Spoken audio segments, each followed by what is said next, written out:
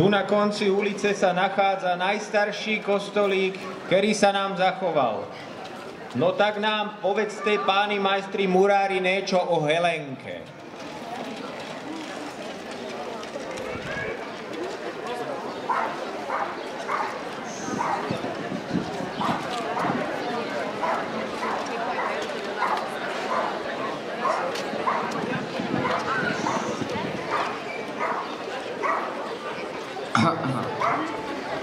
Takže my sme zo základnej školy Atomová 1 v Trnave a máme pre vás, teda vylosovali sme si kostol svätej Heleny. Radi by sme vám k nemu niečo povedali. Takže na južnej strane starého mesta, blízko mestských hradieb, vybudovali v polovici 14. storočia mestský špitál s kostolom zasvetený svätej Helenke. Najstaršia zachovalá písomná správa z roku 1490 hovorí o škodách spôsobených na kostole a jeho zariadení. Ako iné sakrálne objekty v Trnave, aj tento kostol bol v paroku prestavaný. Z pôvodných častí stavby sa zachovala krížová klenba a gotické pasfórium výklenok v stene. V múre svätyne gotický chrám svätej Heleny z roku 1238 je najstarší a najmenší v Trnave. V 11. storočí bol výrazne barokovo upravený.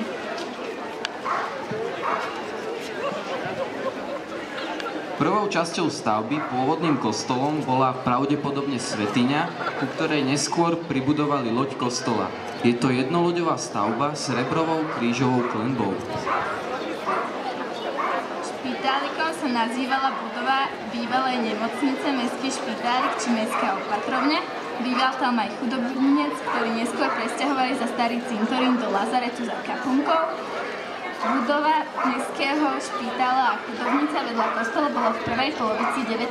storočia prestavaná. V bočných kaplnkách sa nachádzajú oltáre z konca 17. storočia a začiatku 18. storočia, zdobené malbami a soškami.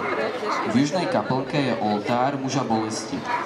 Z obdobia roku 1700. V severnej kaplnke sa nachádza bočný oltár s obrazom Panny Márie Lorentánskej z roku 1725 až 28. Hlavné priečelie kostola, orientované na západ, zdobí kamenný vstupný portál, na ktorým je trojdielna gotická edikula s plastikami.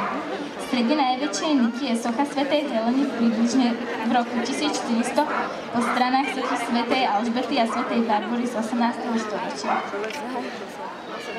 Takže niečo ku svätej Helene.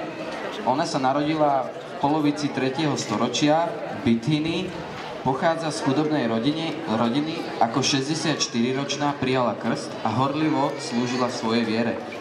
Nechala stavať kostoly, starala sa o chudobných. Ako 78-ročná vykonala púť do Svätej Zeme, kde podľa legendy našla Kristov kríž. Vo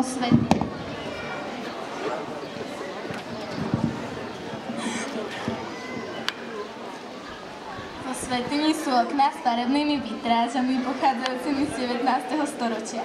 Na severnej strane vedľa presbytéria je gotická vežička s kružbovými oknami. Orgán kostola je z roku 1900 a jeho staviteľom bol Karl Nusser z Nového Jinča. A aby som nezabudol, či ešte máš niečo? Kostol svätej Heleny je dlhý 23 metrov, výška lode je 8,6 metra a celá šírka kostola vrátane bočných kaplniek dosahuje 18 metrov. No a teda ešte od nás nakoniec, výsledky našich prác si môžete pozrieť na webovej stránke ZŠSMŠ Atomová 1 Trnava. Ďakujeme.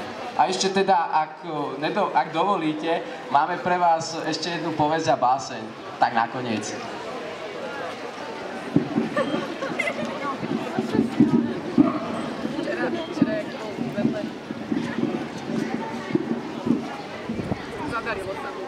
Kostol svätej Heleny.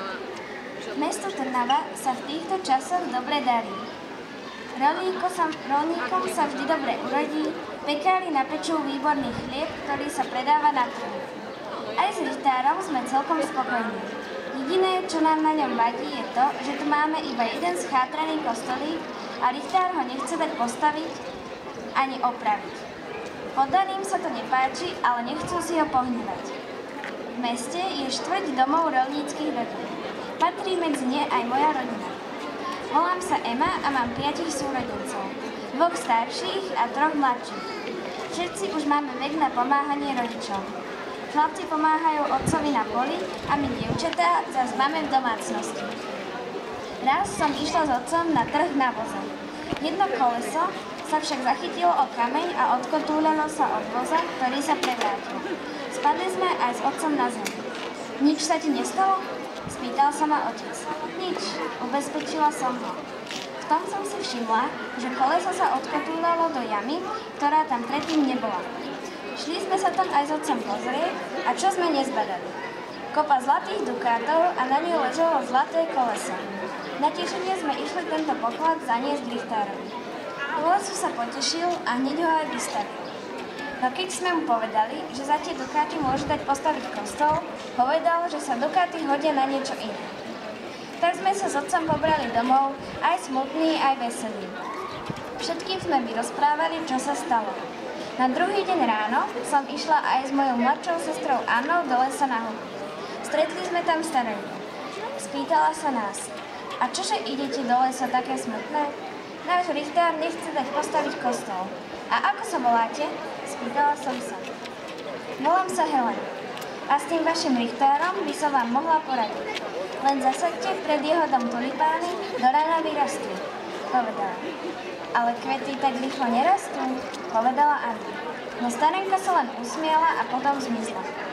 Ostali sme tam prekvapení stáť. Ale potom sme sa spamätali, nazbierali huby a prišli domov. Všetkým sme sa vzverili a všetci boli za to, aby sme tie tulipány vysadili. Ešte v tú noc sme ich išli zasadiť. A na druhý deň ráno sa celé mesto prišlo pozrieť na tú nábieru. Také krásne tulipány ešte nik nevidel. Richtára to tak dojelo, že keď sa ho Trnavčania opýtali, či dá postaviť ten kostol, s radosťou povolil. Keď ho dostávali, už len meno bolo treba vymyslieť. Hneď som navrhla názov Kostol svätej Heleny podľa starenky, ktorá nám poradila. Mesto súhlasilo a hneď na druhý deň sa v kostole začali konať omše. A všetci sú s kostolíkom spokojní.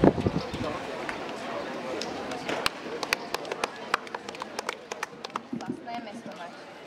Našiel miesto plné trnia, kde listy stromov sa vo vetre vlnia. Povedal si, toto miesto je moje. A začal sekať trnie. Tiahol meč a seká a seká. Trne všade naokolo letia.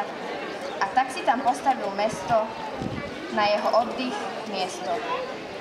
Dal mu meno Tyrnávia, lenže názvy a mená sa časom menia. A tak vznikla Trnava, kde mestská väža vládu má. Kde turisti chodia si fotiť pamiatky, mali prírodu, architektúru a zachovalé hrady. Mám rada mesto moje s prezývkou Malý Rím. Mám rada mesto moje, kde každú noc spím.